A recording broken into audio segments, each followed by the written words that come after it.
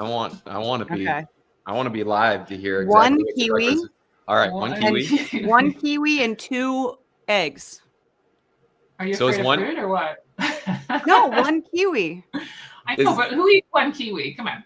I do when it's the only thing I have in my refrigerator. Okay. I have one kiwi and an old banana, so I chose the kiwi. I'll eat more after this, EC. So where did you add some fat to that? Yeah, and my egg.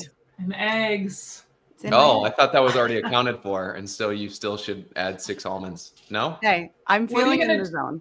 Okay, one more question about the breakfast. I know I'm delaying the live already, but what are you gonna do with the old banana? People are interested here. Oh, my husband will eat my husband will eat the old banana. Don't worry. Okay. We eat a lot of bananas in our house, so we're not afraid of the banana. Good. And the browner the better. Smoothies and my banana pancakes. He will eat them right. Banana pancakes. It's good morning, everybody. Speaking of banana pancakes, we are very excited to have Miss EC Synkowski with us. Thank you. Founder, OptimizeMe Nutrition, level 4 trainer, still level 4 trainer, correct? You got it. Still got it. I'm going to say something. I petitioned CrossFit to allow nutrition coaching, because it's the bottom of the pyramid, to count for your re-up hours. So I am still a certified CrossFit level 4 coach. That's awesome. Yes. Yeah. Awesome. Worked for CrossFit forever. Seminar staff, wrote most of the content that we still cover in the seminars. Huge background in nutrition, functional medicine, you name it, been there and done it all. So excited to have you on. What do we got going on here? Mert's talking about two bananas a day. That's what I hear is your thing is like 800 grams of carbohydrates. Is that what everybody should be eating every day? Is that right? I like to refocus. We're not focusing on grams of carbohydrates. We're focusing on the weight of the produce. So 800 grams of fruits and veggies by weight is a great place to start for a lot of people. Yeah. And I believe that we were one of the first gyms that did your challenge. Probably was it like 2018, 2017, something like that when you first rolled that thing out? Yeah, probably spring of 2018. I don't want to steal your thunder. Technically, Roots gets it as the inaugural one for that. I didn't say we were the first. I just said one of the first. The inaugural. One of the first. I knew it wasn't. I know it wasn't us as the inaugural, but I know I was in the beta first round. Yeah, so Roots got exposed to it January 2018, and then I did a spring beta. So you must have been that like April or something 2018. So yeah. Yeah. And it was a really, like, obviously being in the space for a while, there's been all kinds of nutrition stuff that comes and goes. We were talking zone before we went live here. Paleo, I remember when I got really into this. And so the approach of the 800 gram challenge was a little bit different in the sense that it didn't limit anything that we were asked to eat. It just added to the equation. Tell me about like how you got to that point with 800 grams. Yeah. So I was doing a master's at the time in nutrition and functional medicine, and I was playing around with a couple of different diet ideas about like, how do you measure quality in the diet? Of course, one of the great things that I took from Greg and CrossFit is the importance of measurement. And so you have this idea of like, okay, people are quote eating clean. What does that mean? And can we really measure? And of course there was the zone, but like I was thinking about, is there a way that we can measure quality? So I was playing around with a couple different diet ideas at the time, like using potassium as a proxy for quality, because that's high in fruits and veggies. I was following some other people who suggest like eat these 10 things a day and you'll live forever, like that type of stuff, but nothing was really sticking. And then I came across this study that had just been released for my master's, and they were looking at fruit and vegetable consumption relative to health outcomes. So how many fruits and vegetables are people eating, and then what happens to them in terms of death and disease? And of course, the 800 gram number was significant. It's where the risk of cancer, stroke, cardiovascular disease, and all causes of dying, so pretty good things, because those are our top killers right there, and all causes of dying went down. And so because I've been playing around with that idea already, I saw that, so I was like, that's really interesting. What about if I try to eat 800 grams of fruits and vegetables each day with no other rules and restrictions and see what happens? And of course, that's really when the 800 gram challenge was born in mid 2017.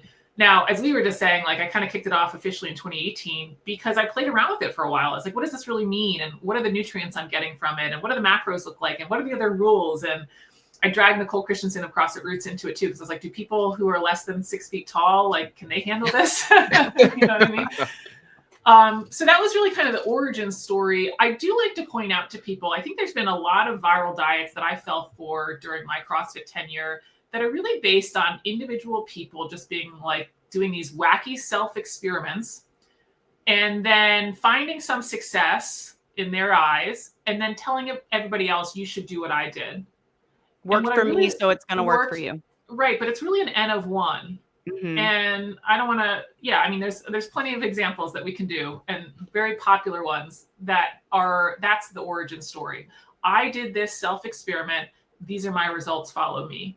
What I love about my methods and specifically the 800-gram challenge is this study that was looking at fruit and vegetable consumption was a meta-analysis of 95 different studies around the world, US, Canada, Australia, Europe, Asia, and it had hundreds of thousands of people that was looking at it, involved in looking at their food consumption. So it's just sort of like, it's an evidence-based number. It wasn't this wacky idea I had that I was like, well, I'm going to do this self-experiment and everyone should follow me. It was like, oh, okay, what's actually happening in the real world with people and their health risk reduction? Oh, cool, this is a significant number. Let's use that as a guidepost to guide healthy eating. And so you had all the evidence on how beneficial this was, but there's some other things that come along with it. I know for myself, it's like when I'm consuming that much fruits and vegetables, just naturally, I don't have the time, the energy, or the space to consume a lot of the other crap that I'm eating, right? Mm-hmm. And so it's a nice thing that you don't have to restrict and say, don't eat this, just eat this. And so naturally, it kind of weeds some of the more negative things out. Is that, I'm sure you've seen that. And are there any other just kind of like benefits that come along for the ride when people start doing that? Yeah, that's a big one. And so I guess it is good to kind of highlight that. The focus is getting this 800 grams of fruits and vegetables. And yes, potatoes count, although not commercially fried French fries. But lots of things count, like olives and avocado and corn and all types of beans all count, in addition to the things that you would expect, like apples and broccoli. But so you focus on getting this 800 grams of fruits and vegetables, and then you continue to eat whatever else you want, your protein foods, your snack foods, all of that stuff. So this kind of additive, non-restrictive approach to the diet. And I knew I was doing that when I started, but I don't think I really appreciated how many people had been through like a disordered eating or restrictive eating lens. That is one of the first things that people say. It's like, it's not a quick weight loss diet by any means. And so the early results that people say, instead of like, let's say 5 pounds in the first week lost, they're like, wow, I have such a different mindset around food. And this is so freeing and mentally freeing. And they actually think they can do this nutrition thing. So there's a really big psychological benefit of it that I was not expecting. But then what you were kind of saying is they're so full on these fruits and veggies that are so low in calories. It's a really great way that people are filling up on the nutrients they need. 90% of Americans aren't getting enough fruits and vegetables.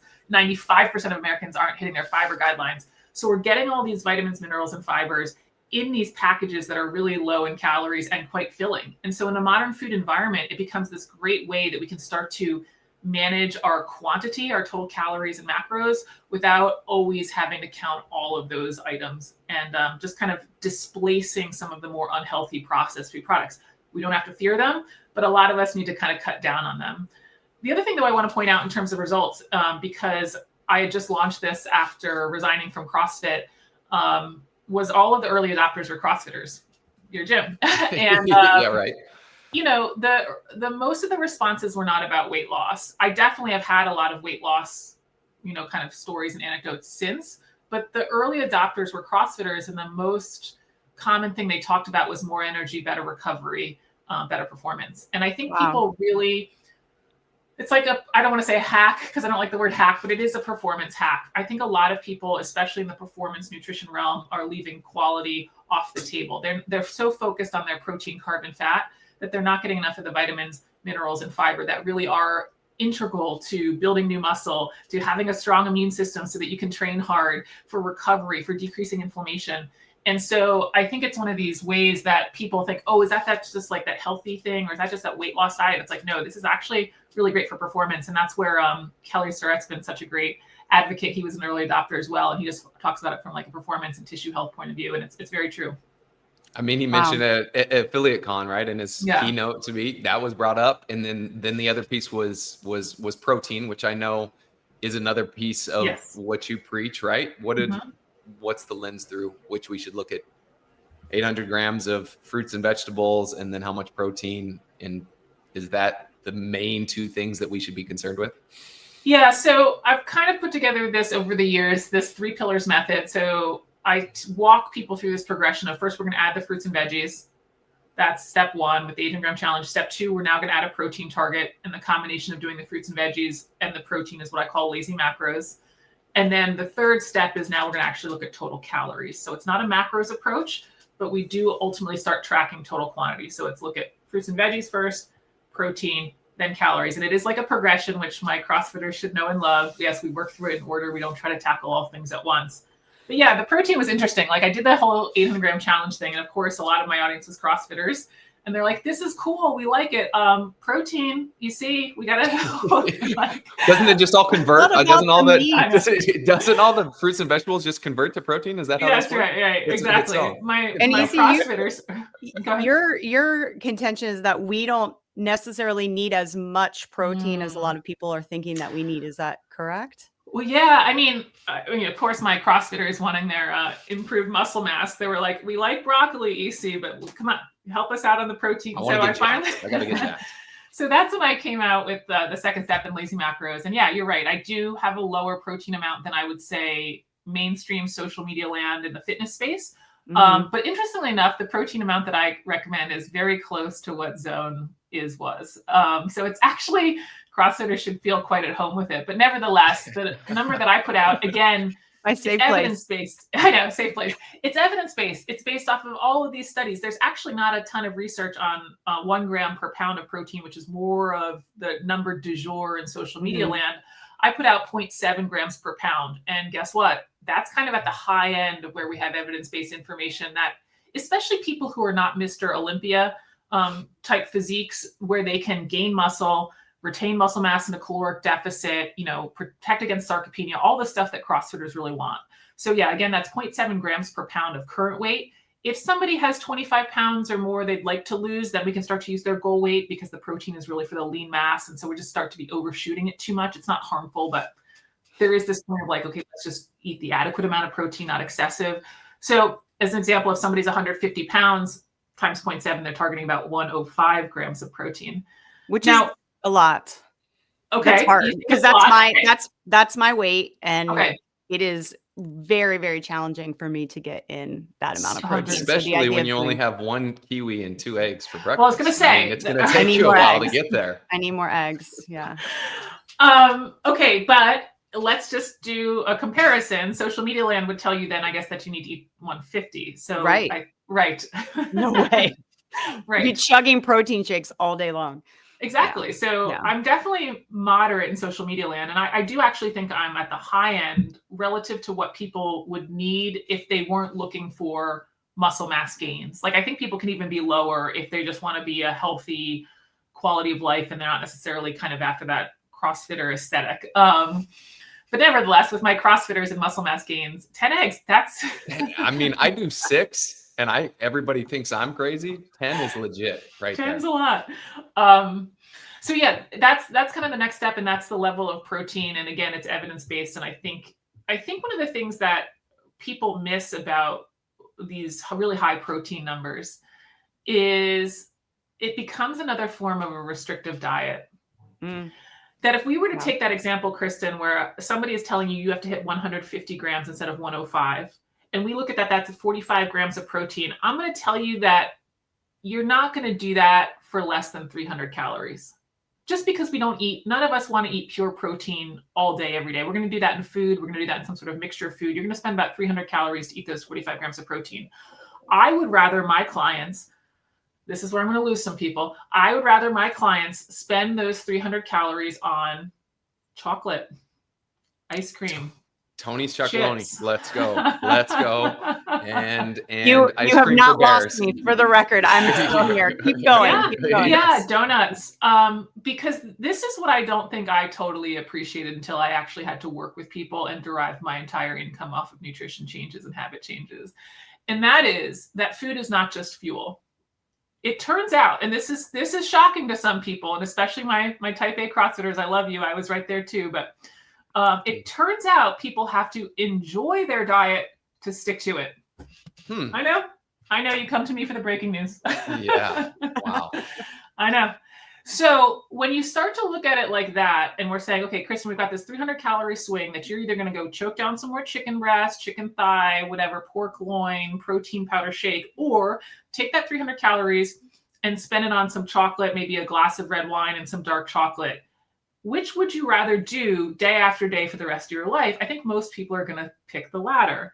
And so then what happens is the diet becomes sustainable and we end up having better results in the long term.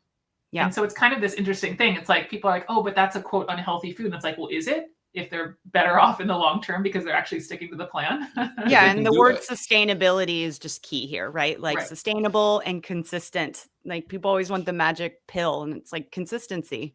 That's the magic pill. It doesn't have to be perfect. It just needs to be consistent over a long period of time. Totally. And you've kind of gotten known for the demonizing of like the fruit, the banana, the mango, and all of that. And can you speak a little bit about that, where people are like, well, I don't eat bananas because of, the sugar content. The sugar. And, insulin spike. Yeah. Yeah, I mean, I believed all of that stuff. I believed all that crap for years. I did it. I didn't eat banana for years. I had definitely weird disordered eating. I was scared of tomatoes because, nightshades. When I was traveling on seminars, I would travel internationally with balsamic vinegar packets to replace dressing at restaurants because I was afraid of vegetable oils. We call them seed oils now. So all of the crap that I rail against is all of the stuff that I did. I did it, and I was not better for it, and just had a case of disordered eating. I mean, thankfully, health was otherwise fine, but just like this weird place of like, why are you doing all of this stuff? It's not getting you anywhere. So one of the things was this whole like fruit has too much sugar. And what I needed so many years ago, and I think what other people need, is to step out of social media land. And I guess the phrase is go touch grass or whatever. And it's like, you need a little bit of a reality check. Like if we're all overeating fruit to the detriment of our health, where is it? Where is it? I mean, drugstores, gas stations, you go to Home Goods, you go to a craft store, you go mail a package at FedEx, you want to go buy a TV at Best Buy, you go to a movie theater. Where is it? Like, where is the fruit that we're all just overeating to the detriment of our health? Yes, it looks like, M&Ms and Mountain Dew 2 liters at all those places that you can get. Yeah, I'm with you on that. And it's so good though. I was just going to say, this is so good just to have lived it and to know this and to be talking about it, because so often, that's the natural evolution, I think, of a CrossFitter, right? They come into the gym and they drink the Kool-Aid, they do the workouts, and now they want to start working on their nutrition, and then they go into the deep end on it. And just as coaches, it just is so important to be able to be there and speak to them about this and be like, you can still have fruit. Like this still happens. Like I talk to people in my gym currently still that are like, well, no, I'm not eating any fruit anymore because no grapes, no bananas, no this and that. And it's like, why? And they're avoiding that, but they're eating processed food. And I think I think your point of the people going off the deep end, and I see it more so now with the people that end up wanting to be coaches. Like in the early days, I feel like everybody that got into CrossFit went bananas and wanted all the knowledge and did all the crazy stuff. Nowadays, it's like, thankfully, I think it's more average everyday Joes that are coming into the gym. And so the big challenge that I see as an affiliate owner is getting people to do anything with nutrition and getting buy-in and figuring out how to make that work in my affiliate. We all know that it's the base of the pyramid. We all know, like, more than likely, if you're a coach or an owner, you've dove deep into the content and the information. And it's like, I know enough about nutrition to be dangerous. I could tell you exactly what you should eat to achieve whatever goals that you want. But the reality of it is, and you mentioned this before, is like, if it's unsustainable and it's not something you're going to do, then what's the point? And I think that's the difficult part, is like, how do we make this happen in our gyms or affiliates and help change people's lives with nutrition, just like we are with fitness, because we know the impact and the power is so much greater with nutrition. So can you, like, what are your thoughts there? Yeah, I have a lot of thoughts. We're going to see if I can articulate some of them. I think, though, Kristen already hinted at one of the places to start that's really the low-hanging fruit, and I love our nutrition puns that we've got going here. And that is into some of the basic conversations. I think that's some of the best stuff that coaches can do realistically without necessarily becoming a nutrition coach and starting a nutrition business. And that is redirecting people to very basic habits and getting them out of social media land. 90% of Americans are not eating enough fruit. 95% of Americans are not eating enough fiber. Simple questions like, what did you eat for breakfast? What did you eat for lunch? What did you eat over the weekend? Because they're going to be concerned, as I was, about insulin spiking and cortisol and whether or not, whatever my CGM is saying. Okay, you want me to bring it up? You want me to bring up the screen? Let's get them out of that stuff. And again, there's lots of people who have credentials, MDs, PhDs, saying some really wacky stuff online. I'm totally empathetic to the fact that people are getting pulled into this stuff. But we need to bring people back to reality. It's just like people who want to talk about high-level programming and they don't have, a basic air squat form. It's like, okay, back to basics. Let's get the heels down before we start worrying about tempo squats or I don't know how many different sets we're going to do at different rep schemes. So just refocusing on a very basic level of what did you have for breakfast? What did you have over the weekend? That's going to be a really good one. So creating awareness and having the opportunity to educate through the awareness, right? Yep. I think that's honestly kind of the, again, low hanging fruit, because then the next thing I was going to say is I really am empathetic to gym owners. I think CrossFitters embrace the idea and knowledge that nutrition is important, but running a gym is very different than running a nutrition business. And I don't think that just because you have people who are interested in fitness, you necessarily have all of those people interested in nutrition. They came to you to sign up for a workout. That does not mean they are ready to deal with nutrition. And I got that question a lot at Affiliate Con about, well, how do I convince my members to do it? Let me tell you, there is no convincing in nutrition. There is none. And in fact, you do not want that client. It will not be a successful client. You want the client who is convinced they need to change. And so it's almost like if somebody doesn't want to do it, it's not a bad thing for me, because I know it's not going to be a good experience for them. And it's also, they're not going to like my product, even if I have the best product in the world. They're like, well, I tried that EC thing and it didn't work, because they dragged their feet through the whole thing.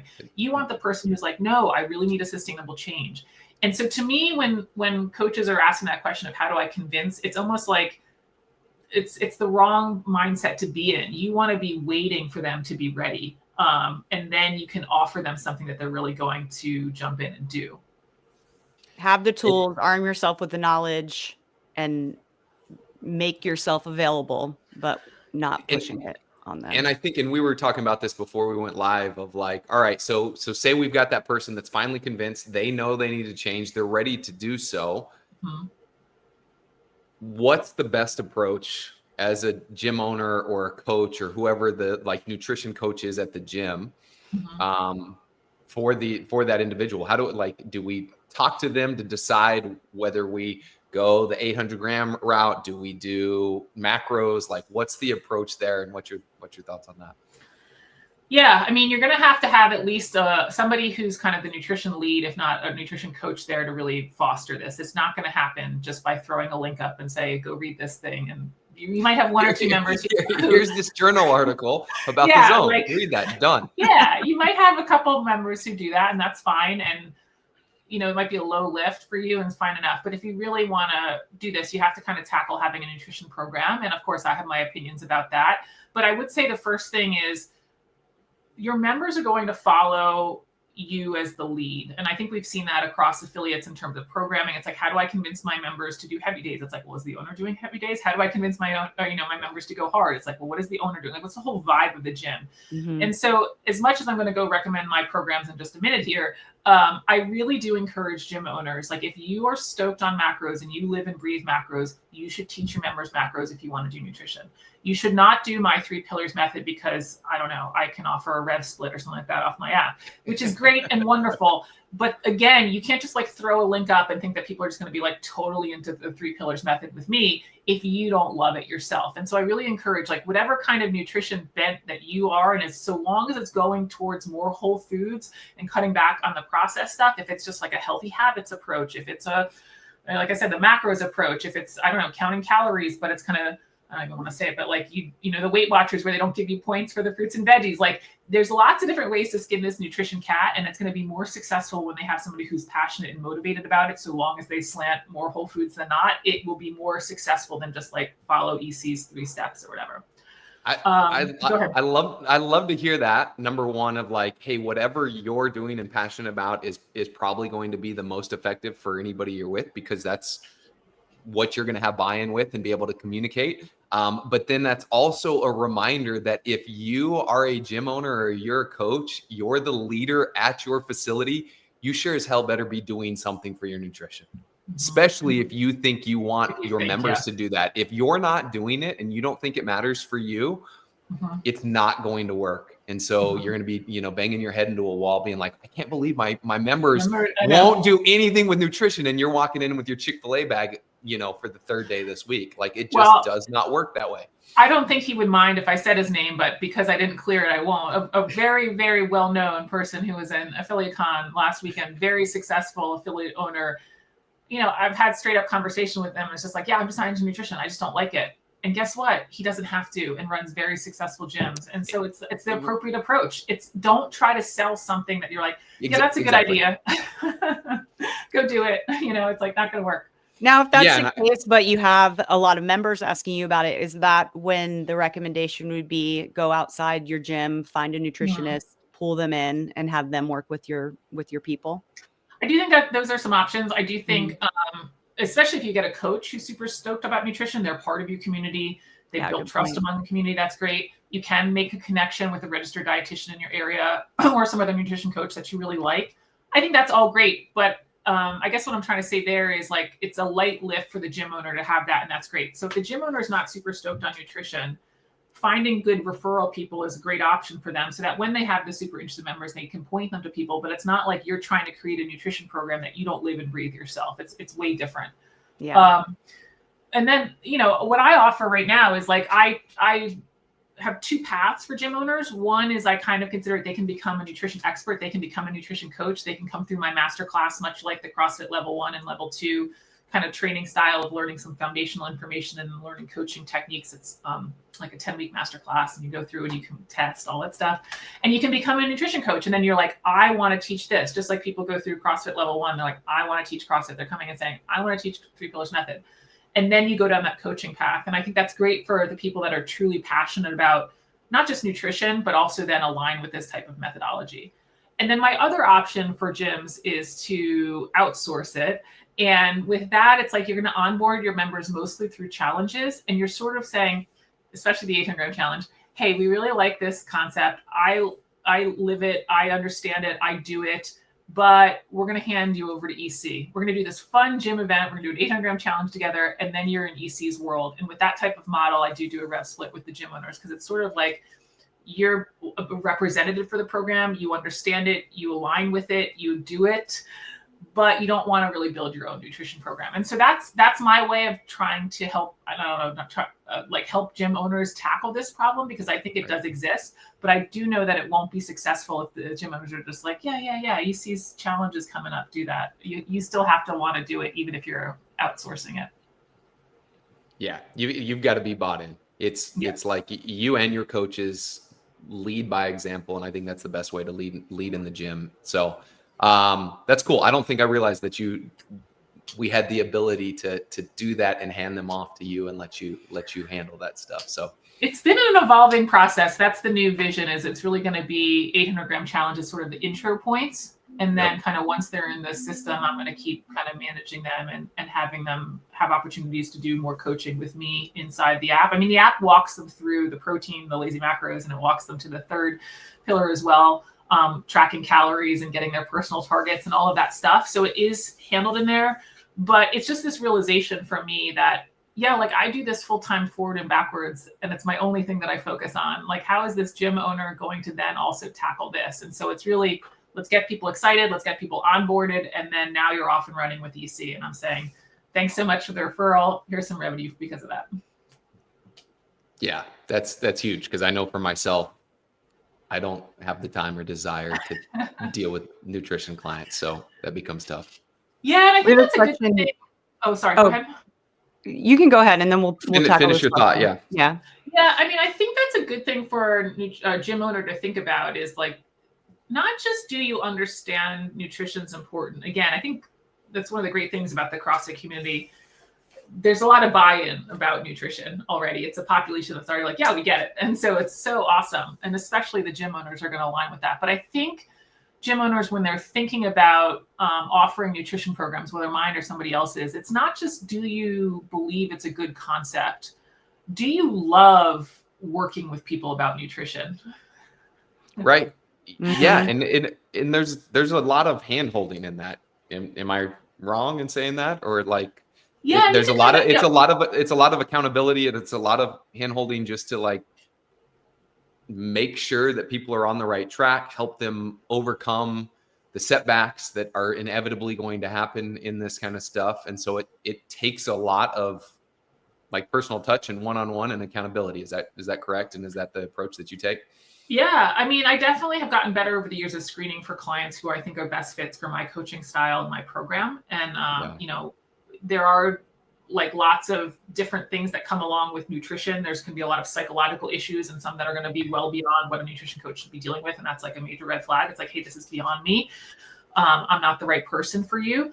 So there is a good amount of screening that should happen that I think some people aren't. They're like, oh, why wouldn't they just want to eat healthy? And it's like, okay, there's so many other issues that are affecting this person's habits. Like they do want to eat healthy. Unfortunately, I'm the crazy person that can just change and be like, oh, you told me to eat this, I'll do that. And I'm like, well, why can't you guys do it that way? Like, I'm a lunatic, and I expect everybody else to be as crazy as I am. And that's actually like, and I think it's an interesting, hopefully a little side tangent, but I've had a client come to me before, and they've had, let's give the scenario, they've worked with a bunch of coaches, had success with the coaches, but in between the coaches, they slide back off and they gain a significant amount of weight. So it's kind of this yo-yoing approach where they only are doing well when they're with a coach. And I think, thank God, I had the mindset at the time of like, well, what am I going to do that's so different? I mean, certainly one of these coaches before me said more whole foods than not. Of course, I love my approach, and I do think it's better for a number of ways, and I'm biased. But you just sort of have to have this awareness about human behavior and awareness about your own ability to just kind of take a step back for a second. I'm like, am I really the one for this? Am I really going to be the person who's going to help this person? And so certainly I think there's a lot of people in nutrition, especially nutrition coaching, if they love nutrition, they don't really understand why everyone else just doesn't just like align. And you have to get better at like sort of understanding there's a lot of behaviors associated with this, and trying to weed out for people that are really going to be good fits for what you have to offer. But anyway, what I was going back to on that point was just sort of like, I think sometimes coaches love nutrition as a concept, and they might even do it themselves, but they don't necessarily want to be a nutrition coach, because there's a lot of, how is it going today? And what happened at breakfast? And why didn't the weekend work out? And okay, we didn't make any progress, because nutrition is really hard. Like, people are eating multiple times a day. It's at every social event. There's emotion involved with it. There's economic issues involved with it. There's the environment around with it. So there's a difference, again, between liking nutrition and understanding its importance versus I want to be in the weeds with people. And I think it's such an important point to make, because as CrossFit coaches, most of us are coaches because we just want to help people. So when someone comes up to us and is like, I need help with this, we're like, okay, I'll help you. Yes. And to take a second and stop and be like, okay, is this a little bit outside of my lane, especially when it comes to things like nutrition? That's, of course, a lot different than just helping people with their air squat or helping people PR their clean and jerk. So I'll pull this question up from Mertz, and then I have a follow-up question after that. So he wants to know, a new member comes in, do you consider there to be a successful timeline to get them started learning CrossFit, then coupled with adding a nutrition program like yours? Yeah, that's something I'd like to work with my gyms is, they're going to do these onboarding events with the 800-gram challenge, but then also provide them hopefully with some templated kind of marketing and emails for new members that come in between the events. And I think that'll be a good way to handle it for new people. I think for now, what I would recommend is just some sort of simple onboarding sequence. So many people's diets are so far away from mostly whole foods that really a sequence of 5-6 emails that are like, are you eating fruits and vegetables? Do you know what fruits and vegetables are? Like, I know it sounds really silly, but this is where we have to really be focusing on like, what does your weekend look like? And is your weekend undoing the rest of the week, which is a really common behavior? What are good sources of protein? Like that type of stuff can be really useful to get any new member started. And I would say capitalizing on that new member motivation is a great time to try to onboard a little bit of nutrition, and then just have the awareness that not everybody walked into the gym because they're ready to tackle nutrition. And so if not everybody just eats it all up, another pun, I guess. It's okay. It's okay. They might be ready for nutrition in 6 months or a year, and you're doing a huge service by helping them with fitness. But some sort of simple welcome email series, or maybe you do every quarter, you bring in the new members and you do like a nutrition chat, and then you point them to whatever the program is that you like or something like that. I think is a great way. I think for gym owners, what you want to think about is high coverage, but low effort, because you guys are running a gym. So unless you also are the nutrition person and also want to run a nutrition business, you want to think about like, how do I get my members at kind of big events, or, you know, more kind of a group vibe about nutrition than necessarily kind of doing this high touch nutrition program. And so that's where I like things like, maybe I know some gyms have like an 8-week course for their intro members that come through and they do all the functional movements. Maybe nutrition's the last session, and that's just how you handle it. And then you show them where you want them to go. And anytime that people come back and ask about nutrition, you show them the program. Think about things like that, where you can kind of systematize it without necessarily creating this one-on-one experience, assuming that that's not the route you want to go. Yeah, I love that. And that goes back a little bit. I pulled this comment up to what we were talking about a few minutes ago, where it's just like, educate yourself, listen, ask questions, and just be ready and prepared when people make the decision that it's like, I'm ready. Then you have some tools in your pocket to help them with. You honestly, from a nutrition coach perspective, you do not want to convince somebody to do nutrition. When they are bought in, it is typically a good experience. Now, it still doesn't always go perfectly, because we're talking about nutrition. Yeah. I still don't bat 100% nutrition. There is no convincing. And I know this is going to sound really weird, because I've been talking about nutrition for the last 35 minutes or so, but I don't talk about nutrition in my personal life. I don't. And even when I go to gyms or other locations, I don't bring it up. If people ask me questions, I'm happy to talk about it, or if people find out what I do and they want to ask questions, that's fine.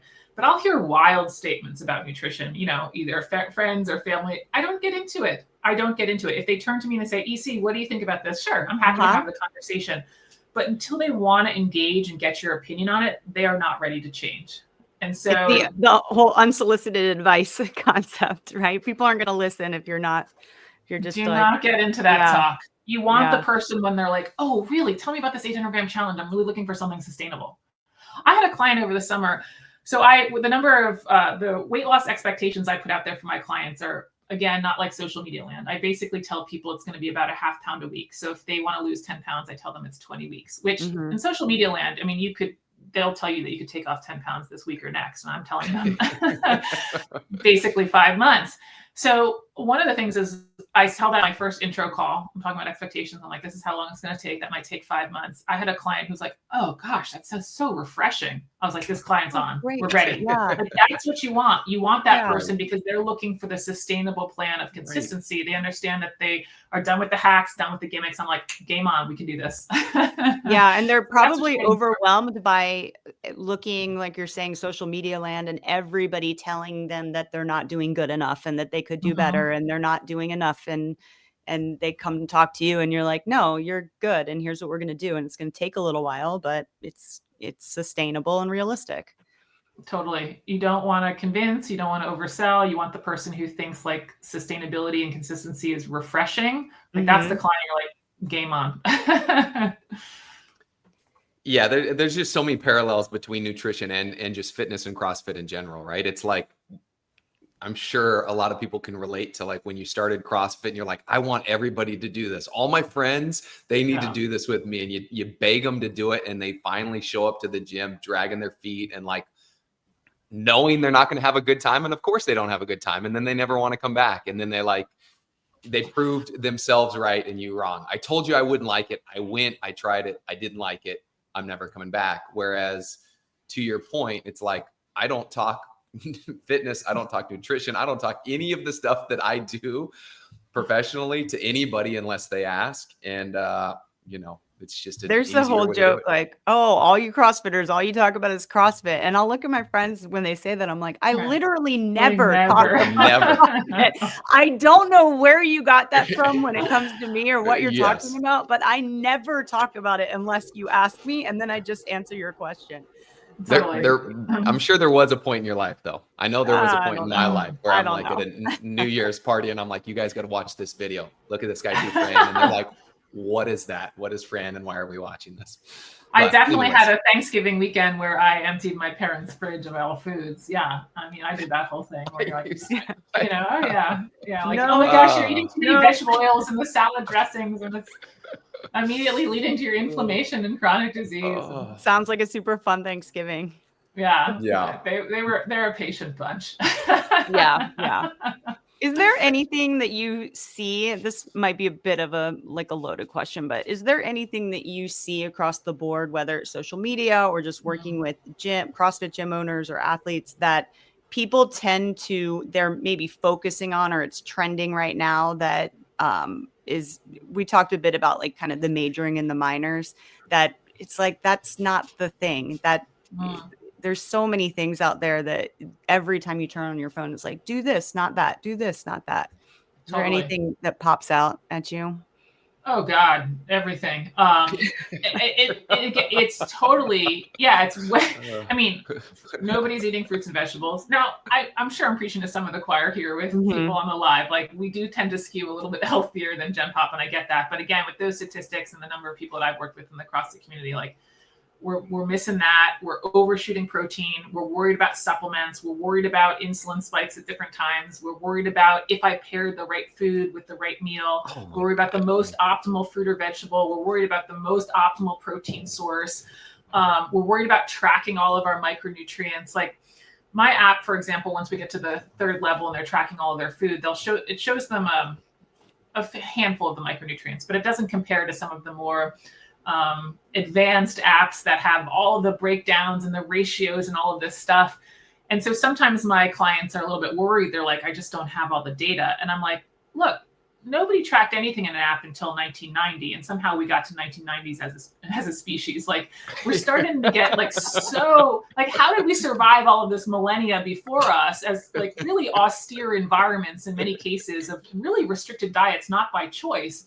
Now we have more nutrients available to any before, more affluence than any before. Again, in certain parts of the world, especially with my clientele, it's okay that we're not tracking magnesium today. It's okay. And so like, this is where we've gotten so in the weeds of this perfectionism, but yet we've missed these huge broad brushstrokes that we need to be attacking. More whole foods than not. And I do that mostly with the fruits and veggies and the protein.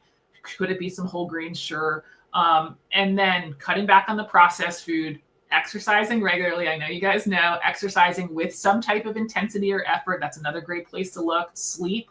I mean, if people, honestly, I said this on a podcast the other week. It's like, if everyone in the US did 800-gram challenge and walked 30 minutes every day, our health would be incredibly like off different the charts than what healthy. Yes. Like way off. I mean, not even CrossFit with intensity. I love CrossFit with intensity. Did some this morning, but like walk 30 minutes, 800-gram challenge, we would be an incredibly healthy nation. And so this is where when people are asking me about like the most optimal fruit or vegetable, I'm like, any of them that you will eat, you know, it's like, should I get this, XYZ supplement for protein? It's like, does it contribute to your total? Sure. Like, does it as a part of your protein needs? Sure, that's all you need to be worried about. Do I need to eat after workout?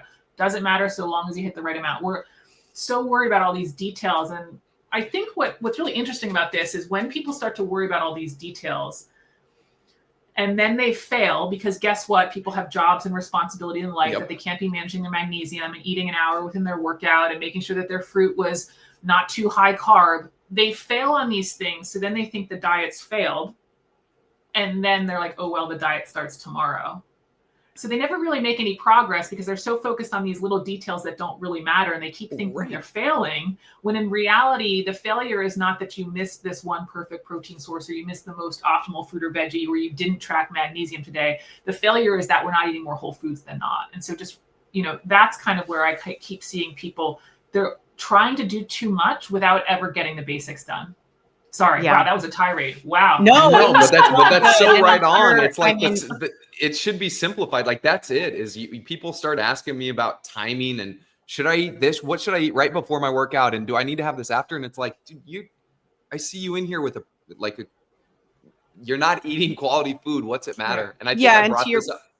Go ahead. I was just going to say to both your points, the fact that people are, when should I eat related to my workout and the magnesium, and we get paralyzed and then end up doing nothing because it's like, I'm just so overwhelmed. I don't know what to do. So now I'm going to eat my chips and go get a sandwich from the gas station because I'm starving, because I didn't eat, the only fruit that I had in my house was a banana, but I can't have a banana. And so, yeah. And Jens brings up a great point. Jens is one of our CrossFit or level 4 coaches over in Germany. And really great point here. More crazy to eat now than never before. And the lay opinion is considered expert knowledge because everyone has a platform, right? It's interesting. Yeah.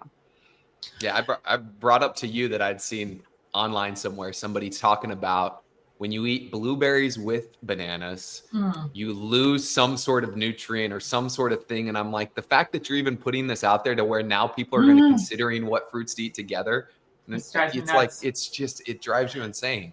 This is actually this is a reality check I needed. I did not heed it at the time. It was actually, I think, out at that Connecticut seminar we did, Todd, years ago, with a lot of jokes with a lot of jug handles. I think Kelly Starrett was there. There was some dinner out in Connecticut where Kelly was also there. And I was afraid to eat corn because it wasn't paleo. It was part of some dip that was on the menu. And it was part of I went without corn for years because of that. Yeah, it's not paleo. And so I remember I was not eating. And so Kelly was like, what are you doing? And I was like, well, it has corn. And he's like, the body is remarkably resilient. And, meanwhile, it's like not registering to me that I'm like not eating corn, which has been around for however long. And humans have survived on it pretty much. And here I am like, no, can't have it. But yeah, I mean, I think people forget about that, like how resilient we are. We're in such this modern comfort. And that's actually why I love the book, The Comfort Crisis. We're in this, such comfortable environment. We start to worry about things that really don't matter when really people had to live through extreme hardship with their diet of not eating for days, and people will be like, well, I'm hungry, I need to eat. It's like hunger is a natural thing. Now, of course, I'm not talking about white knuckling, fainting, hunger, can't concentrate, trying to starve yourself. No, I'm not talking about that, but we can be hungry. It's okay. We can miss a meal. It's okay. We can have some sugar. It's okay. Like the body is really resilient. It doesn't need this perfect. That's how we got here. And so I think some of that also people need to hear because again, that's where people start to fail. They need to eat every 3 hours and they need to manage this perfect, execution. And it's like, we never would have been here as a species if it really required this much effort and attention. Yeah, I think it gets to the point where it boils down. It's like you need to want to make a change. You need to be educated on what actually matters. And then you need to figure out how to simplify it enough to where you can actually do it. Right? It's like, what's going to be sustainable for me? And I know for myself personally, as growing up as an athlete, trying to put on mass, and I'd, take creatine and protein and all this stuff. And it would take me, 6 months to put on 5 pounds and I'd feel jacked. And then I'd get sick or go on vacation for a week and I'd lose my 5 pounds. And I was like, that was $600 worth of protein supplements, 6 months worth of time. And it just vanished immediately. I'm like, this isn't sustainable. I'm going to give this thing up.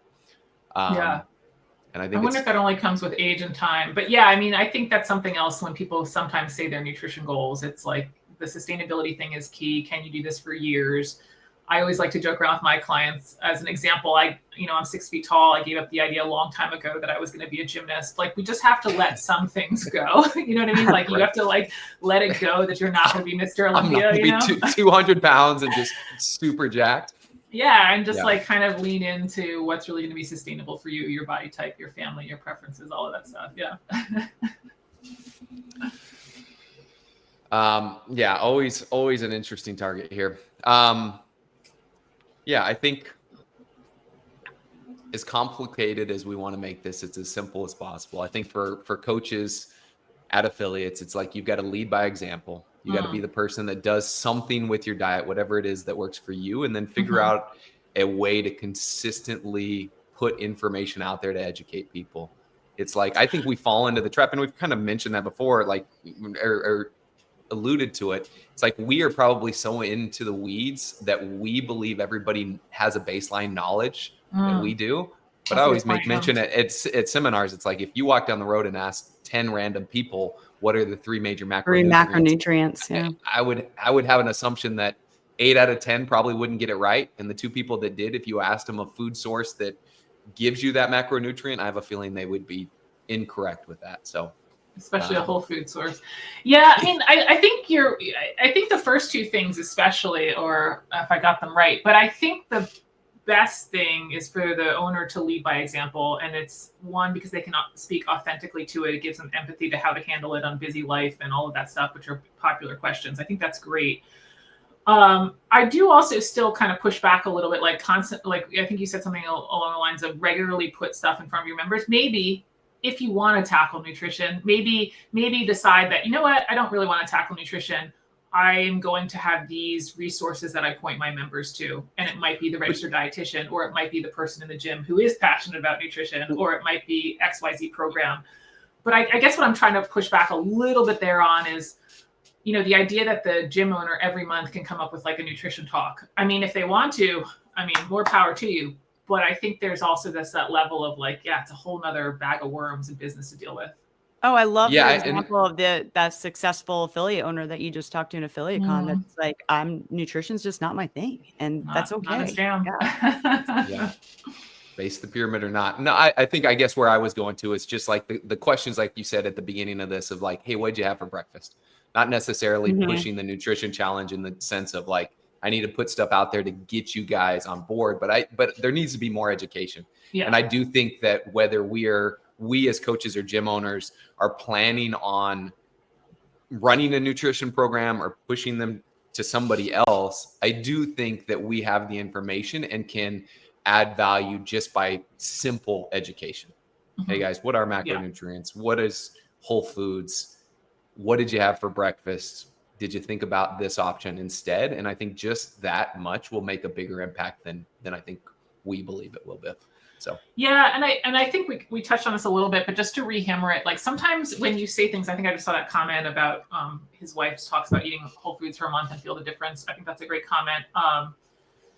And I think that's great. I think some of those simple strategies are great. The perimeter of the grocery store, stuff that's having a long ingredient list. I think that stuff is great. I think it's also good for gym owners to know, and again, because they have such knowledge and belief about this stuff, it's going to be hard for them to understand this, that when the person is like, oh, that's too simple, or even with my 800 gram challenge, when people are like, oh, that's it. I'm not like when we see the workout on the board and we're like, oh, just a mile run. That's all we're doing. Just a mile. That's all we're doing. Gosh, to me, it's so true. I never thought the comparison with the nutrition was like, no, it has to be harder. It has to be more complex. It has to be something else. There is a little bit of one, you can try to sell them on the CrossFit because that might help. But to me, it's more of an indication that the person is not ready. Oh, like all of this stuff when people are pushing back about nutrition, or no, I need to do this extra super, Some of it is just like, do it. Go do it. Do it your way. Let me know when you need help. And when you're ready, you will try the month of the suggestion that was on the screen, the month of the Whole Foods, or the month of the perimeter of the grocery store, the 800 gram challenge. When you are ready for that type of information is when it will resonate with the person. I don't know if that's too woo for the best hour of the day podcast, but there is a little bit of like, when I hear people kind of like, oh, that's it. I'm like, oh yeah, this won't work right now. That's so interesting that when people think it's too simple, it oftentimes means they're not ready. I do. Well, I don't know if it's also just their headspace about everything that they've learned. They can't kind of see through the noise and how like it's kind of simplified a lot of problems. I think there is a little bit of that. I mean, social media land is telling them they need to focus on these 20 things. So right. The world, there be this one thing. Like they almost have to prove to themselves that these things aren't going to work so that they can come back and like revisit the basics. Like I tried other things. Yeah. If it's not complex, it can't work. I do think there is, and this is something that Adrienne, I really loved at CrossFit. I remember just having conversations about it, but the brain, I think, does really get drawn to these more complicated things because I do believe there's a perception that they're more thought out. Oh, wow, there's 10 steps. Okay, this person really thought through all of the things.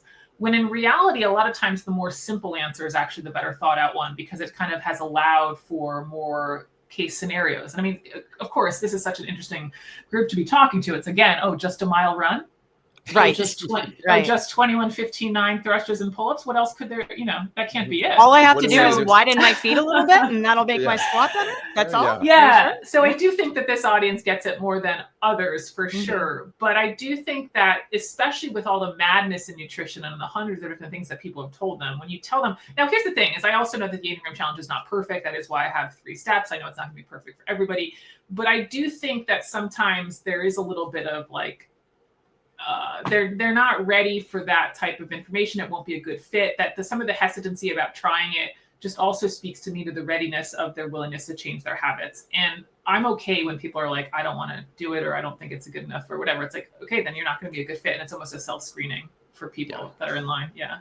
Oh yeah, Haley. She's a unicorn. I told her. Yeah. Shout out to Haley. Yeah. Kept it off 6 years, been coaching nutrition for almost that amount, and people still want to listen to the online fads instead of her because it's just not strict enough. Yeah. Right. And Haley, those are like, honestly, you want to think about those as like almost godsends. It's perfect. Yeah, it's awesome to hear.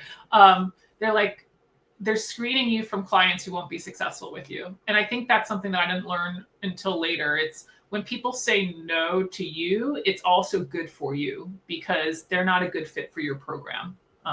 So yeah, it's like, it won't ultimately be a good relationship because they're not bought in. And so you want them bought in. Yeah. Yeah.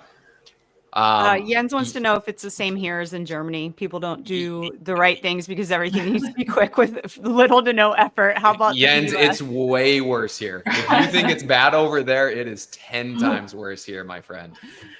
So yeah, and that's why all those Instagrammers have so many followers, right? Because it's just they're selling this like super quick, exciting fix. And yeah, and some of that I do with my screening. When I have people come through one-on-ones and I screen them, I set those expectations that I mentioned, and that helps kind of decide if they're in or not. If they're like, wow, that's too long, I'm like, this is not the program for you. Or if they're like, I want to lose 10 pounds in 6 weeks, I'm like, this is not the program for you.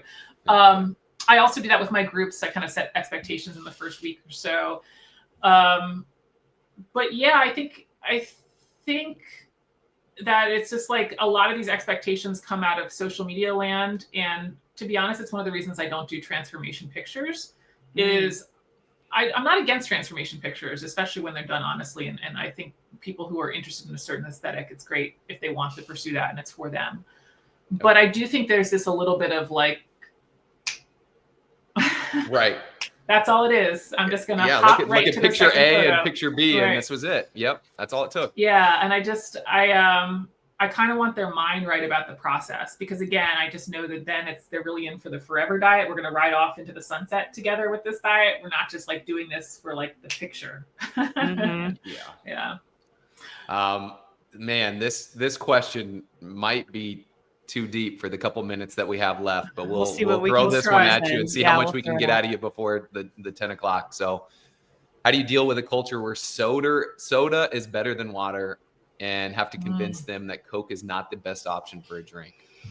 Yeah, that's really interesting. I think that's a great actually example of somebody who I might not actually start with the 800 gram challenge as much as I love it. Somebody who's truly drinking a lot of regular soda, I would actually consider working on that habit first over fruits and vegetables as much as I love them. So I love this question, Aaron. I know this is where we're going to lose some people on the call team. Here we go. I would suggest diet soda. And I think that's a great place to start. And it's just a matter of trying to have them cut down a little bit of time, but have to convince them that Coke is not the best option to drink. You use that word convince, Aaron, you're not going to be successful there. What a great mind shift though for coaches. Like the second we are feeling we have to convince someone, we're fighting an uphill battle. It's not going to work. Yeah. And would you take an approach that's similar to the 800 gram challenge in the sense of like, I've worked with people that are big time addicted to soda and been like, hey, I just need you to drink some water. I don't care what you're drinking soda wise, but instead of only soda, I need a glass of water that turns into 2 glasses to 4 glasses. And then once we get to like, hey, if you're having 6 glasses of water, automatically that's probably going to be limiting your soda intake by about half. And we all know that you limit your soda intake by half, you start seeing results, oddly enough. How does that work?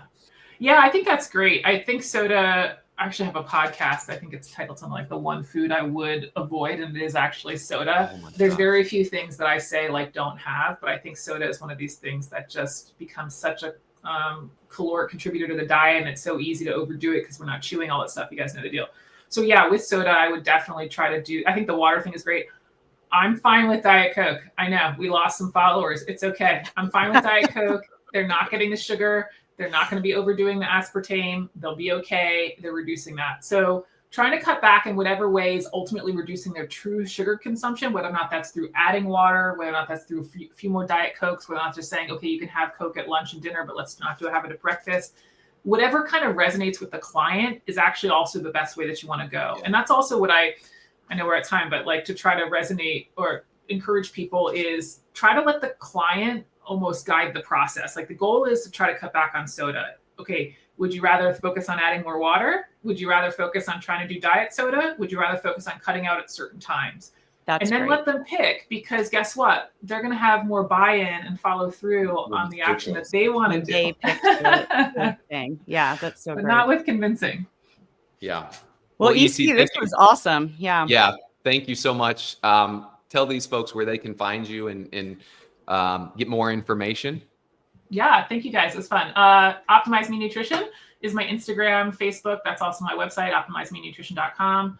And if any gyms are interested, I am kicking off a new 800-gram challenge cohort for January. We got to get you signed up. So just email me at ec@OptimizeMeNutrition.com. I've got a best hour promo. So best hour promo. Fantastic. Email me for some more info if you're interested for a January challenge.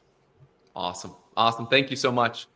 See you guys. We'll get see you in December and hope to see you again. Oh, yeah. Soon. Yeah. Okay. Thank you. Take care. Yep. All right. Appreciate Bye, EC.